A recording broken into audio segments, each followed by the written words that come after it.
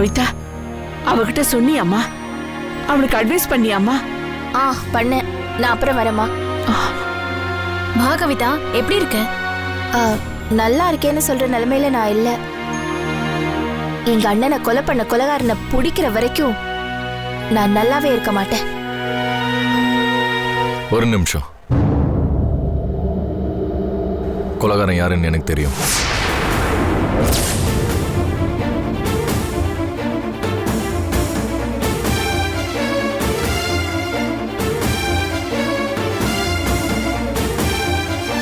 என்ன சொல்றீங்க மாதவன்? உங்களுக்கு தெரியுமா? யாரு? என்னடா சொல்ற? யாரு? சங்கர் தான்.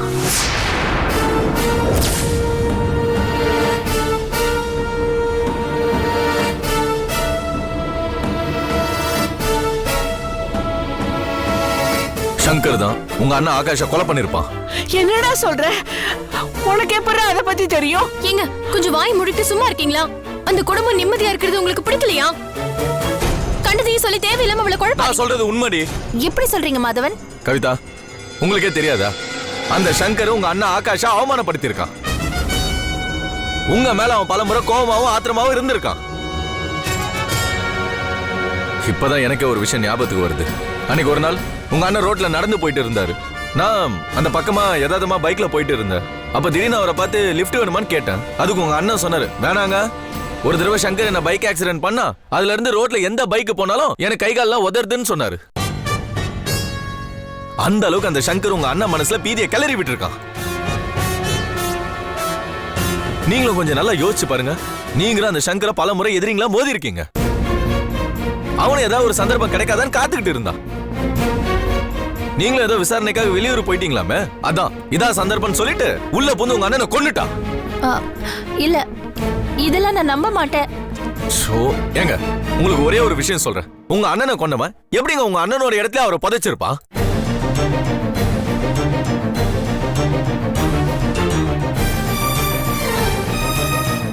ஏங்க, அந்த இடம் உங்க அண்ணனோட இடம்னு எப்படிங்க கொலைகாரனுக்கு தெரியும்? ஆமா, அது ஒரு பெரிய புதிராதான் இருக்கு. ஆகாஷ் நிலம் வாங்கினது அவனுக்கு, எனக்கு, அதுக்கப்புறம் அந்த புரோக்கருக்கு மட்டும்தான் தெரியும். சங்கர் என்னங்க பிசினஸ் பண்றான்? Real estate. ஒரு ரியல் எஸ்டேட் பிசினஸ் பண்றவனுக்கு எவன் எங்க இடம் வாங்கி போட்டுக்கான்னு கண்டுபிடிக்கிறது என்ன கஷ்டமா? வேணா இப்படி வச்சுக்கலாங்க. முதல்ல சங்கர் அந்த இடத்த பார்த்திருக்கலாம். நல்லா இருக்கே, இதை வாங்கி போலான்னு நினைச்சிருக்கலாம். அதுக்காக அந்த ஏரியா புரோக்கர் கிட்ட கூட அவன் பேசியிருக்கலாம். அந்த நேரம் பார்த்து அந்த புரோக்கர் இந்த இடத்த ஆகாஷ்னு ஒருத்தர் வாங்கி போட்டுருக்கலாம்னு சொல்லியிருக்கலாம். ஆகாஷ கொண்டு அவர் இடத்துல புதைச்சிட்டா யாருக்கும் தான் மேல சந்தேகம் வராதுன்னு புத்திசாலித்தனமா யோசிச்சிருக்கலாம்.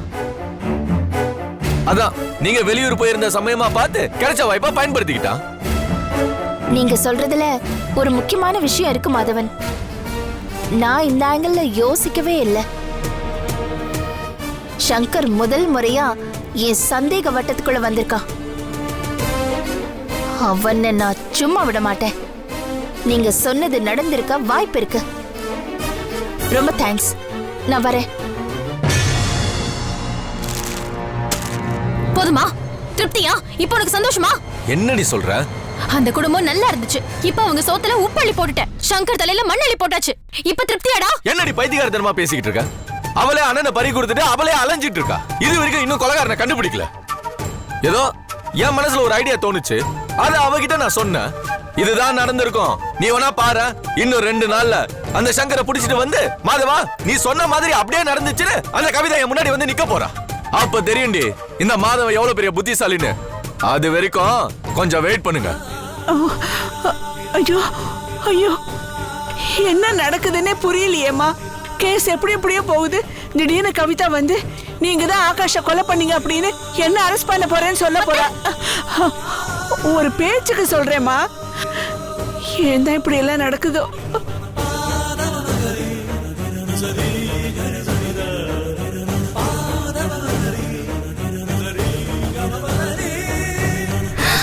ஐயோ கடவுளே, இந்த மாதவண்ண என்னென்னமோ சொல்லுது.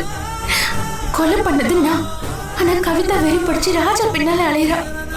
மாதவன திடீர்னு சங்கர் தான் காரணம்னு சொல்லுது. அது சொல்ற காரணம் கவிதாவுக்கு நம்புற மாதிரியும் இருக்குது. என்னால சங்கர் வாழ்க்கை பாதிக்கப்படுமா? நான் பண்ண தப்புக்கு ராஜா சங்கர் சம்பந்தம் இல்லாத அப்பாவிங்க எல்லாம் பலியாறாங்களே. கடவுளே, நான் என்ன பண்ணுவேன்? நான் ஏன் இவ்வளவு கோழை ஆயிட்டேன்?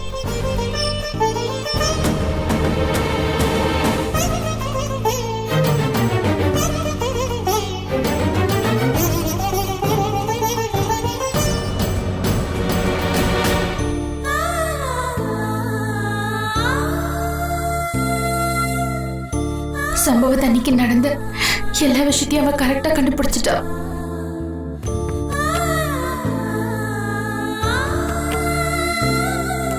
நம்ம 2 பேரும் காயத்ரி ஹாஸ்பிட்டல்ல போய் பார்க்கலங்கிறத கூட அவ கண்டுபிடிச்சிட்டா.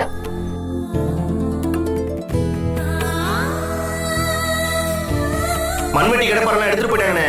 யாரா அவங்க? அவங்க போலீஸ்ண்ணே, விசாரணைன்னு சொல்லிட்டு எடுத்துட்டு போயிட்டாங்கண்ணே.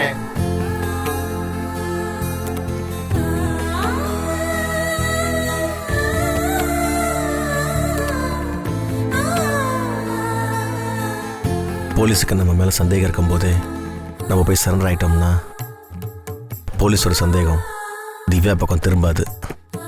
அவங்க கவனம்லாம் நம்ம பக்கம் திரும்பும். திவ்யா தப்பிச்சிருவா. அதனால் நாமளே போய் இன்னைக்கு போலீஸ் ஸ்டேஷனில் சரண்டர் ஆகிட வேண்டியது தான். அதுக்கு முன்னாடி செய்ய வேண்டிய சில காரியம்லாம் இருக்குது. அதை முடிச்சிருவோம்.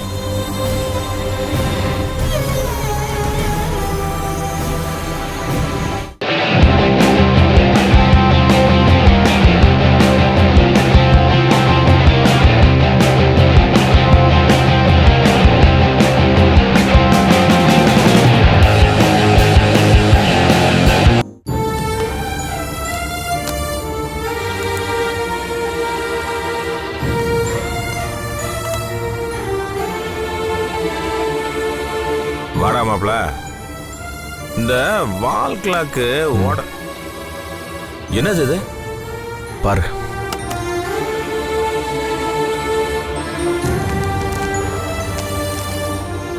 என்னடா மாப்ள, 2 லட்சம் ரூபா இருக்கும் போல் இருக்கு. மாமா, இதில் உன் செலவு கொஞ்சம் எடுத்துக்க, மீதி திவ்யா கொடுத்துரு. ஆனால் அவள் கையில் கொடுத்துட வேண்டாம், நீயே வச்சிரு மாமா. அப்பப்போ அவள் ஒழுங்காக செக்கப்புக்கு போகிறாளா, அவளுக்கு ஏதாவது தேவையா, நீ போய் பார்த்து விசாரித்து அதுக்கேற்ற மாதிரி கவனிச்சுக்க மாமா. நான் ஏன்டா திவ்யாவுக்கு இதை கொடுக்கணும்? ஏன்னா நீ தான் மாமா அவளுக்கு சித்தப்பா முறை. அவள் உனக்கு ஒரு பொண்ணு மாதிரி. நான் இல்லைன்னா நீ தானே அவளை போய் அடிக்கடி பார்த்துக்கணும்.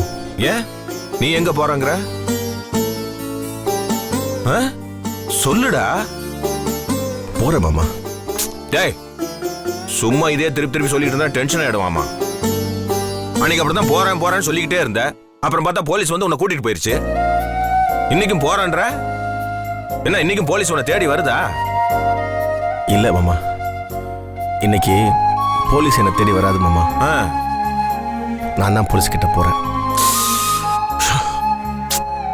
ஏண்டா, உனக்கு என்னதான்டா பிரச்சனை? கூடிய சீக்கிரம் உனக்கு எல்லாமே தெரிய வரும் மாமா. மாமா, நீ அடிக்கடி அரிசி கடைக்கு ஓடணும்னு சொல்லிட்டு இருப்பல்ல? எங்க நீ உங்க அப்பனும் சேர்ந்து என் கனவை நிறைவேறவா விட்டீங்க? என் கனவு கடைசி வரைக்கும் கனவா தான் இருக்கும் போல் இருக்கு. இல்லை மாமா, உன் கனவு நிறைவேறிச்சு மாமா. நான் அப்பா கிட்ட சொல்லிட்டு போறேன். இனிமே நீ தான் நம்ம அரிசி கடைக்கே ஓனர். டேய், என்னடா ஆச்சு உனக்கு?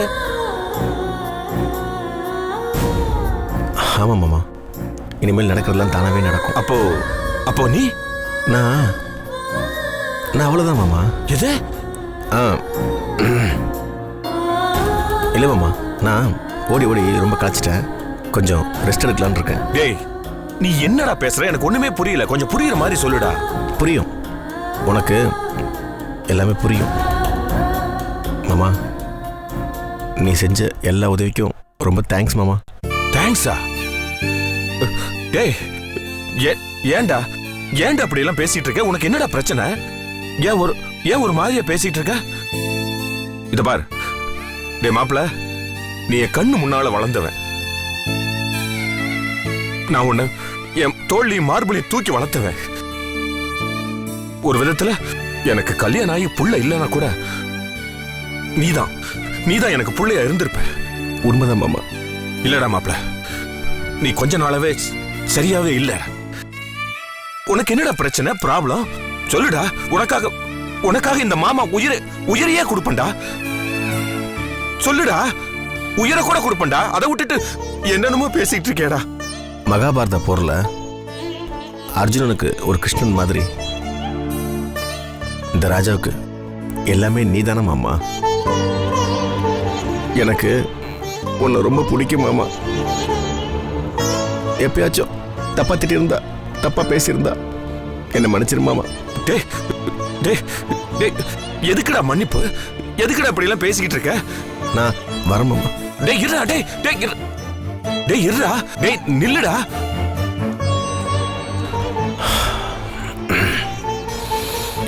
என்னடா ஆச்சு மாமா? மறுபடியும் சொல்ல வாய்ப்பு வருமான்னு தெரியல. என்ன? ஐ லவ் யூ மாமா. டேய் மாப்ள, என்ன விட்டு போறியா? ஏன்டா, என்னாச்சுடா? டேய், நீ ஏதோ விபரீதம் பண்ண போறன்னு தெரியுது. அத என் உள்ளுணர்வு கண்டுபிடிச்சிருச்சு. டேய், என்ன பிரச்சனையா இருந்தாலும் என்கிட்ட சொல்லுடா. ஏதாவது பழிபாவம் செய்ய போறியா? இல்ல ஏதாவது பெரிய தப்ப ஒத்துக்க போறியா? டேய் மாப்ள, உனக்காக நான் இருக்கேன்டா. உனக்காக நான் போறேன்டா. டேய், இப்ப நான் உனக்காக என்ன பண்ணணும் சொல்லுடா, நான் செய்யறேன்டா. இங்க பார், நீ நல்லா இருக்கணும் மாமா. புரியுதா? சும்மா பேசிட்டு இருக்காத. மாப்ள, உனக்காக நான் என்ன வேணா செய்ய தயாரா இருக்கேன்டா. ப்ளீஸ்டா, என்னன்னு சொல்லுடா. டேய் ப்ளீஸ்டா மாப்ள. டேய், ஐயோ மாப்ள, ஏதோ பெரிய பிரச்சனையில மாட்டியிருக்கான் போல் இருக்கு. ஆனா என்ன பிரச்சனைன்னு தெரியலையே. சொல்லியும் தொலைக்க மாட்டேன்றான். என்ன பண்றதுன்னு தெரியலையே.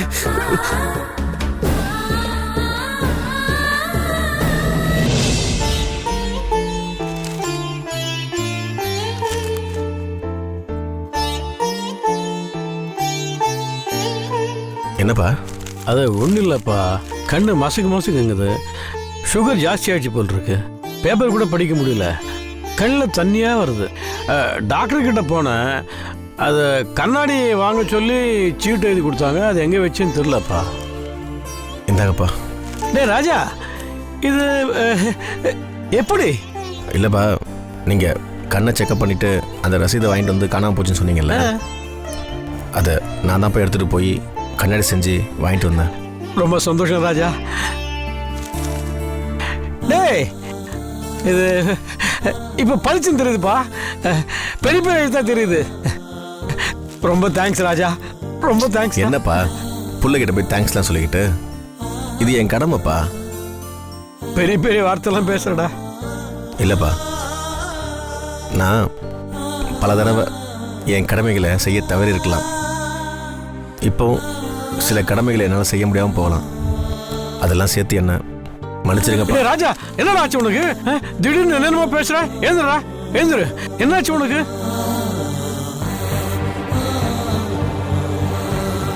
அரிசி கடை கணக்கு வழக்கில் இதில் இருக்கு, பார்த்துக்கோங்கப்பா.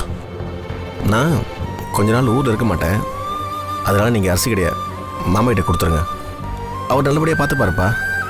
சரி, நீ அவ்வளோ நாள் எங்கடா பார்ப்புற? அது வந்துப்பா, நான் ஒரு வேலையாக போகிறேன், என்னை தேடாதீங்க. அடா, அப்படி என்னடா உனக்கு வேலை? அப்பா, அம்மாவை பத்திரமா பார்த்துக்கோங்கப்பா. அப்படி என்ன வேலைன்னு கேட்குறல்ல? சொல்கிறேன்ப்பா. ராஜா, ஏதாவது சொல்லிட்டு போடா. டேய், கேட்டுட்டு இருக்கேன். டேய் ராஜா, என்னாச்சு உனக்கு? என்னென்னமோ பேசுறான், என்னென்னமோ சொல்றான்.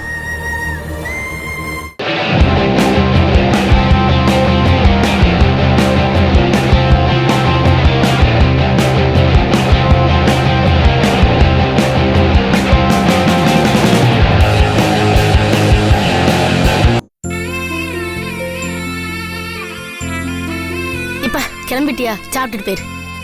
இப்போ எதுக்கு நீ விஸ்கின்னு வர? அது ஒண்ணும் இல்லப்பா, மழை தண்ணியில அங்கிட்டு இங்கிட்டு நடந்து நடந்து சேத்து புண்ணு வந்துருச்சு. ஒரே எரிச்சலா இருக்கு.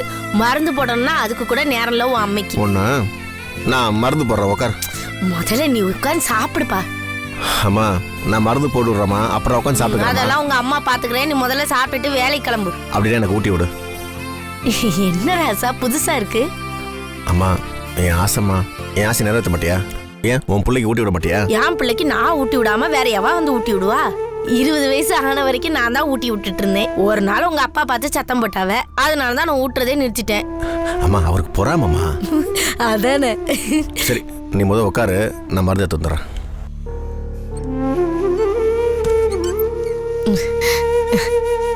விடுப்பா, இதெல்லாம் எதுக்கு நீ செஞ்சுக்கிட்டு? நான் பாத்துக்கிறேன்ப்பா. நீ பேசாம உன் கால் எடுத்து என் தொட மேல வை. ஐயோ ராசா விடுப்பா, நான் பாத்துக்கிறேன். வையுமா. ஐயோ இதெல்லாம் எதுக்குப்பா நீ செஞ்சுக்கிட்ட? அம்மா பேசாம செஞ்சுக்கிறேன்ப்பா. நான் மருந்து போட்டு வரேன், நீ எனக்கு ஊட்டி விடு.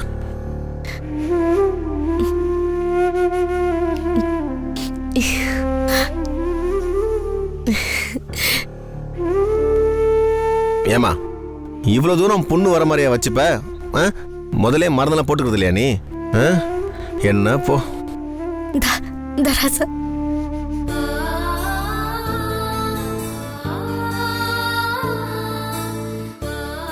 என் பிள்ளைக்கு இன்னைக்கு திடீர்னு என்ன ஆச்சு? ராசா டிவில மன்னன் படத்துல ரஜினிகாந்த் அவி அம்மாவுக்கு பாட்டு பாடிட்டே சேவையெல்லாம் செய்வாரே, அந்த பாட்டை எதுவும் டிவில பாத்துட்டியா? இல்லனா அரண்மனை கிளியில ராஜகரன் இருக்காருல, அவரு அவங்க அம்மாவை நினைச்சு பாட்டு பாடிக்கிட்டே இருப்பாரு, அது எதுவும் பாத்துட்டியா? இல்லம்மா. ஏன் கேக்குற? இல்ல இன்னைக்கு அம்மா சென்டிமெண்டா இருக்கே, அதான் எனக்கு எதுவுமே புரிய மாட்டேங்குது. அதான் எனக்கும் புரியலடி. எனக்கு கண்ணாடி வாங்கி கொடுத்துருக்கான், உனக்கு காலில் மருந்து தேய்ச்சி விடுறான், எங்கேயோ ஊருக்கு வேற போறேன்னு சொல்றான். என்ன ராசா, அப்பா சொல்றது நிஜமாயா?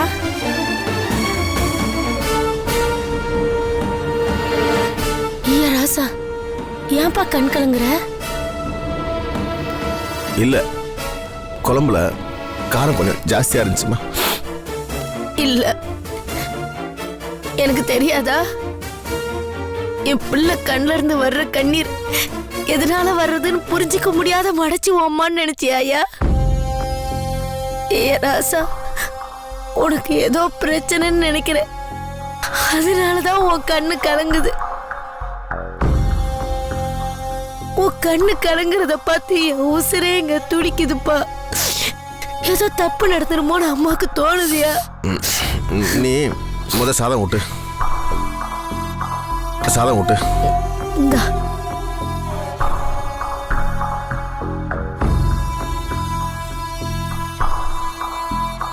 பாமா போதுமா, போதும். ரொம்ப தேங்க்ஸ். அப்பா ஆமா, 2 பேரும் ஒண்ணா சேர்ந்து இல்லைங்க. அப்பா இப்படி வாங்க. எதுக்குடா? வாங்கப்பா, 2 பேரும் ஆசீர்வாதம் பண்ணுங்க. ஆசீர்வாதம் பண்ணுங்க. டேய் என்ன காரியம் பண்றடா? எங்க போற நீ? அப்பா நான் போற காரியம் நல்லபடியா நடக்கணும், என் முயற்சி வெற்றி அடையணும்னு 2 பேரும் சேர்ந்து ஆசீர்வாதம் பண்ணுங்க. என்னடி இவன்? நீ போற காரியம் வெற்றி அடையும்டா, உன் முயற்சி ஜெயிக்கும். எழுந்திருப்பா, எழுந்திரு. மாமா பூஜை அறைக்கு போய் விபூதி எடுத்துட்டு வா.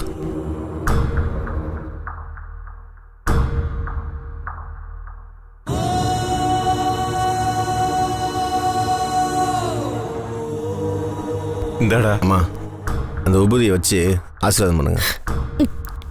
இல்ல உனக்கு ஏதோ பிரச்சனை, அது என்னன்னு சொல்லு, அப்புறமா வச்சு விடுறேன். இங்க பாருமா, இப்படி விபூதி வச்சு ஆசீர்வாதம் பண்ணி விட போறியா இல்லையா? டேய்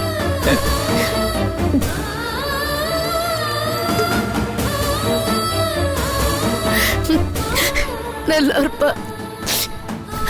உன்னை பெத்த வயிறுங்க கலங்குது, உனக்கு என்ன பிரச்சனைன்னு அம்மா கிட்ட சொல்லுப்பா. டேய் உனக்கு என்ன பிரச்சனைன்னு சொல்லண்டா, தயவு செஞ்சு ப்ளீஸ். இது பாரு ராசா, என்னையா பண்ண போற? எதுவா இருந்தாலும் உன் அம்மாட்ட சொல்லிட்டு செய்யப்பா. இல்லைன்னா உன் அம்மா மனசு அதை தாங்கவே தாங்காதுப்பா. இந்த பாரு, உனக்கு ஏதாவது ஆச்சுன்னா நான் உயிரையே விட்டுருவேன். அம்மா அழுகாதம்மா, அழுகாதம்மா. அக்கா இவனுக்கு ஏதோ பிரச்சனை, ஆனா சொல்ல மாட்டேன்றான். தயவு செஞ்சு இவனை வெளியில போக விடாதீங்க. ஏதோ விபரீதமா பண்ண போறான், அது மட்டும் எனக்கு நல்லா தெரியுது. ஆமாண்டா, உன்னை எங்கேயும் வெளியே போக விட மாட்டோம். இல்ல இல்ல இல்ல, எனக்கு எந்த பிரச்சனையும் இல்ல. நான் வரேன். நான் வரேன். சொல்லிட்டு போடா. ராஜா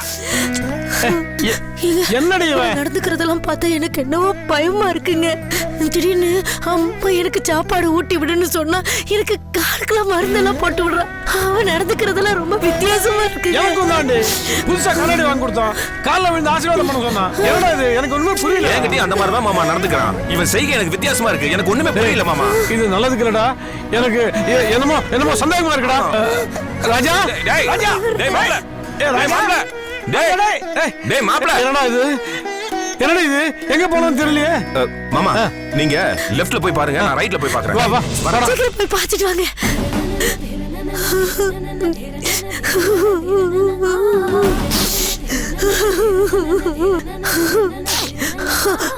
ஐயோ, இவன் என்ன நினைச்சு இப்படி பண்றான்? என்ன பண்ண போறான் எனக்கு தெரியலையே.